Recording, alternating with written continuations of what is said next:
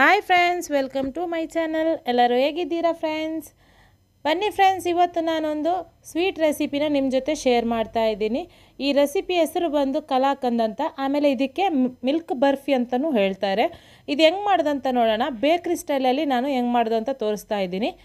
ತುಂಬಾ ಟೇಸ್ಟಿಯಾದಂಥ ಒಂದು ರೆಸಿಪಿ. ನೀವು ಫಸ್ಟ್ ಟೈಮ್ ವೀಡಿಯೋ ನೋಡ್ತಾ ಇದ್ದೀನಿ, ಪ್ಲೀಸ್ ಸಬ್ಸ್ಕ್ರೈಬ್ ಮಾಡಿ, ಪಕ್ಕದಲ್ಲಿರುವಂಥ ಬೆಲ್ ಐಕನ್ ಒತ್ತಕ್ಕೆ ಮರಿಬೇಡಿ ಫ್ರೆಂಡ್ಸ್. ಹೆಂಗೆ ಮಾಡೋದಂತ ನೋಡೋಣ ಬನ್ನಿ ಫ್ರೆಂಡ್ಸ್.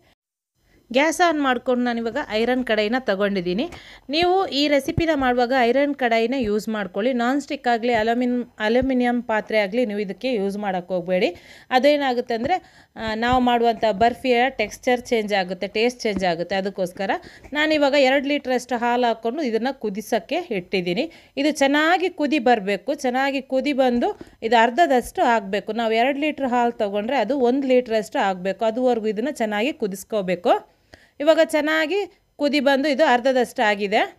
ಇವಾಗ ನಾನು ಇದಕ್ಕೆ ಅರ್ಧ ಕಪ್ಪಷ್ಟು ನಾನು ಸಕ್ಕರೆನ ಹಾಕ್ತಾಯಿದ್ದೀನಿ. ನೀವು ಬೇಕಾದರೆ ನಿಮಗೆ ಎಷ್ಟು ಸ್ವೀಟ್ ಇಷ್ಟ ಅಷ್ಟು ಹಾಕ್ಕೊಂಡ್ರೆ ಆಯಿತು. ನಮಗೆ ಅರ್ಧ ಕಪ್ಪಷ್ಟು ಸಾಕಾಗುತ್ತೆ ಅಂತ ಹೇಳಿ ನಾನು ಅರ್ಧ ಕಪ್ಪಷ್ಟು ನಾನಿವಾಗ ಸಕ್ಕರೆನ ಹಾಕ್ಕೊಂಡಿದ್ದೀನಿ. ಹಾಕ್ಕೊಂಡು ಇದನ್ನು ಚೆನ್ನಾಗಿ ಕುದಿ ಬರಬೇಕು. ಆಮೇಲೆ ಸಕ್ಕರೆ ಎಲ್ಲ ಚೆನ್ನಾಗಿ ಮೆಲ್ಟ್ ಆಗಬೇಕು. ಅದುವರೆಗೂ ನೀವು ಇದನ್ನು ಕುದಿಸ್ಕೊಳ್ಳಿ.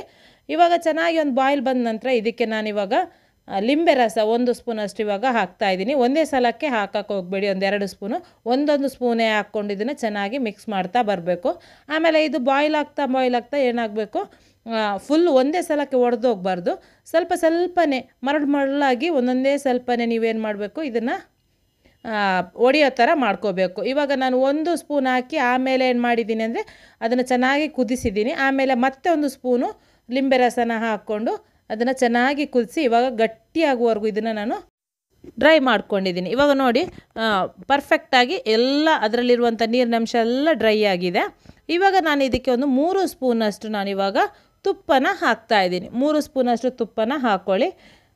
ಇದನ್ನು ಚೆನ್ನಾಗಿ ಮಿಕ್ಸ್ ಮಾಡ್ಕೋಬೇಕು. ಆಮೇಲೆ ಇದನ್ನು ಬಿಡಬಾರ್ದು, ಚೆನ್ನಾಗಿ ಇದು ಮಿಕ್ಸ್ ಮಾಡ್ತಾನೆ ಇರಬೇಕು, ಸ್ಪೂನ್ ಹಾಕ್ತಾನೆ ಇರಬೇಕು. ಇಲ್ಲಾಂದರೆ ತಳ ಹಿಡ್ಕೊಳ್ಳುತ್ತೆ. ಈ ಥರ ಗಟ್ಟಿಯಾದ ಮೇಲೆ ಏನಾಗುತ್ತೆ, ಬೇಗನೆ ತಳ ಹಿಡ್ಕೊಂಡಂಗೆ ಆಗುತ್ತೆ. ಅದಕ್ಕೋಸ್ಕರ ಸ್ಪೂನ್ ಹಾಕ್ತಾನೇ ಇರಬೇಕು ಈ ರೆಸಿಪಿ ಮಾಡುವಾಗ. ಇವಾಗ ನಾನು ಇದಕ್ಕೆ 1 ಸ್ಪೂನಷ್ಟು ಏಲಕ್ಕಿ ಪೌಡ್ರನ್ನ ಹಾಕ್ತಾಯಿದ್ದೀನಿ. ಹಾಕ್ಕೊಂಡು ಇದನ್ನು ಚೆನ್ನಾಗಿ ಈ ಥರ ಮಿಕ್ಸ್ ಮಾಡ್ಕೋಬೇಕು. ನೋಡಿ ಇವಾಗ ಮರಳಾಗಿ ಸಣ್ಣ ಮರಳು ಥರ ಆಗಿಬಿಟ್ಟಿದೆ. ಹಾಲು ಒಡೆದಿದೆ ಅಲ್ವಾ, ಅದು ದಪ್ಪ ಕ್ರಿಸ್ಟಲ್ಸ್ ಬಂದಿಲ್ಲ, ಸಣ್ಣ ಕ್ರಿಸ್ಟಲ್ಸ್ ಬರೋ ಥರ ಮಾಡ್ಕೋಬೇಕು. ಇವಾಗ ಪರ್ಫೆಕ್ಟಾಗಿ ಕುಕ್ ಆಗಿದೆ, ನೀರೆಲ್ಲ ಡ್ರೈ ಆಗಿ. ಇವಾಗ ನಾನು ಗ್ಯಾಸ್ ಆಫ್ ಮಾಡ್ಕೊಂಡು ಪಕ್ಕದಲ್ಲಿ ಇಡ್ತಾಯಿದ್ದೀನಿ. ಇವಾಗ ನಾವು ಮೈಸೂರು ಪಾಕೆಲ್ಲ ಟ್ರೇ ಇರುತ್ತಲ್ಲ ಹಾಕುವಂಥದ್ದು, ಮೈಸೂರು ಪಾಕ್ ಮಾಡಿದಾಗ ಹಾಕುವಂಥ ಟ್ರೇಗೆ ಇವಾಗ ನಾನು ತುಪ್ಪ ಸವರಿ ಅದಕ್ಕೆ ನಾನಿವಾಗ ಈ ಕಲಾಕಂದನ್ನ ಹಾಕ್ತಾಯಿದ್ದೀನಿ.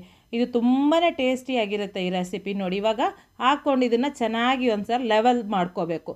ಇದನ್ನು ಲೆವೆಲ್ ಮಾಡಿಕೊಂಡು ಪ್ರೆಸ್ ಮಾಡಿಕೊಂಡು ಲೆವೆಲ್ ಮಾಡಿಕೊಂಡು ಆಮೇಲೆ ಅದ್ರ ಮೇಲ್ಗಡೆ ಡ್ರೈ ಫ್ರೂಟ್ಸ್, ನಿಮಗೆ ಯಾವ ಡ್ರೈ ಫ್ರೂಟ್ಸ್ ಇಷ್ಟ ಆ ಡ್ರೈ ಫ್ರೂಟ್ಸನ್ನ ಕಟ್ ಮಾಡ್ಕೊಂಡು ಹಾಕ್ಕೊಂಡ್ರೆ ಆಯಿತು. ನಾನಿವಾಗ ಒಂದು ಸ್ವಲ್ಪ ಬಾದಾಮ್ ಕಟ್ ಮಾಡಿರೋದು, ಆಮೇಲೆ ಪಿಸ್ತಾ ಕಟ್ ಮಾಡಿರೋದು ಒಂದು ಸ್ವಲ್ಪನೇ ಹಾಕ್ತಾಯಿದ್ದೀನಿ. ಇದು ಈ ಥರ ಡೆಕೋರೇಟ್ ಮಾಡಿಕೊಂಡು ಇದನ್ನು ನೀವು ಕಟ್ ಮಾಡಿಕೊಂಡು ನೀವು ಸರ್ವ್ ಮಾಡಿಕೊಂಡ್ರೆ ತುಂಬಾ ಚೆನ್ನಾಗಿ ಕಾಣುತ್ತೆ. ಒಂಥರ ಸ್ಪೆಷಲ್ ಆಗಿರುವಂಥ ಒಂದು ರೆಸಿಪಿ ಥರ ಕಾಣುತ್ತೆ. ಇದನ್ನು ಇವಾಗ ಡ್ರೈ ಫ್ರೂಟ್ಸ್ ಹಾಕಿದ ನಂತರ ಒಂದು ಸ್ವಲ್ಪ ಇದನ್ನು ಪ್ರೆಸ್ ಮಾಡ್ಕೋಬೇಕು.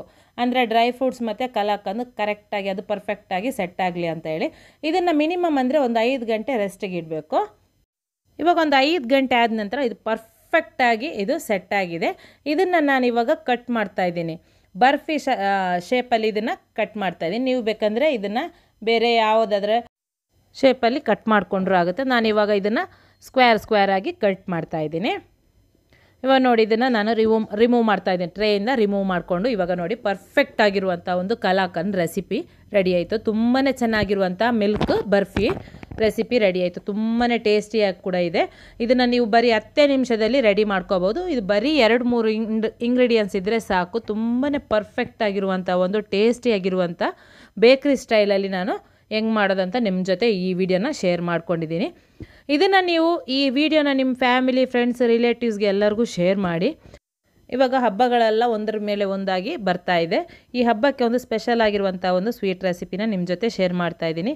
ಹೆಂಗಾಯಿತು ಅಂತ ನನಗೆ ಕಮೆಂಟಲ್ಲಿ ಒಂದು ಕಮೆಂಟ್ ಹಾಕಿ. ಹಾಗೆಯೇ ಈ ವಿಡಿಯೋಗೆ ಒಂದು ಲೈಕ್ ಕೊಡಲಿಕ್ಕೆ ಮರಿಬೇಡಿ. ನೆಕ್ಸ್ಟ್ ಹೊಸ ರೆಸಿಪಿಯೊಂದಿಗೆ ಹೊಸ ವಿಡಿಯೋ ಜೊತೆ ಬರ್ತೀನಿ. ಬಾಯ್.